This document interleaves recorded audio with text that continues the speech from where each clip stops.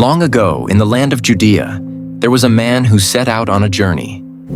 He was traveling from Jerusalem to Jericho, a long and winding road that twisted through rocky hills and lonely paths.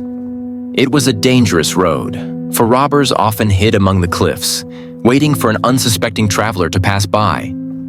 And so, as this man walked, humming a tune and adjusting the bag on his shoulder, trouble lurked in the shadows. Before he could react, a gang of robbers leaped out from behind the rocks. They struck him down, kicking up dust as they wrestled his bag away. They tore his clothes, beat him mercilessly, and left him broken on the ground. Then, without a second glance, they vanished into the wilderness, leaving the poor man barely clinging to life. The sun burned high in the sky. The man lay there, motionless, too weak to call for help. In the distance, footsteps echoed on the dusty road. A priest, dressed in fine robes, was making his way down the path. He was a man of God, a leader in the temple. Surely he would stop. But when the priest saw the wounded man, his face twisted in concern. He hesitated, then quickly glanced around. "This is terrible," he thought. "But what if he's already dead? If I touch him, I will be unclean and unfit for temple service." So, shaking his head, he stepped to the other side of the road, far, far away from the man, and hurried along his way. Time passed. The sun sank lower. Then another traveler approached. This man was a Levite, a teacher of the law, respected and knowledgeable. He saw the man lying in the dust and gasped. "What a terrible sight," he thought. "But what if the robbers are still nearby? If I stop to help, I might be the next victim." Fear gripped his heart, and so, like the priest before him, he stepped around the injured man and quickly continued on his way. And now the road was silent once more. The man groaned weakly, barely hanging on. Was this how his journey would end?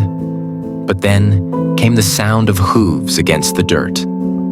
A donkey approached, its rider dressed in simple clothes. He was a Samaritan.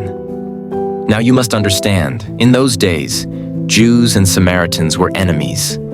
They did not speak, they did not trade, they did not even share the same wells. No Jew would ever expect kindness from a Samaritan. Yet when this man saw the wounded traveler, his heart filled with pity. He jumped down from his donkey and rushed to the man's side. "Oh, my friend," he said gently, "you've been hurt badly, but don't worry, I will help you." And help him he did. He took oil and wine from his pack, carefully cleaning the man's wounds. He tore strips from his own robe to make bandages.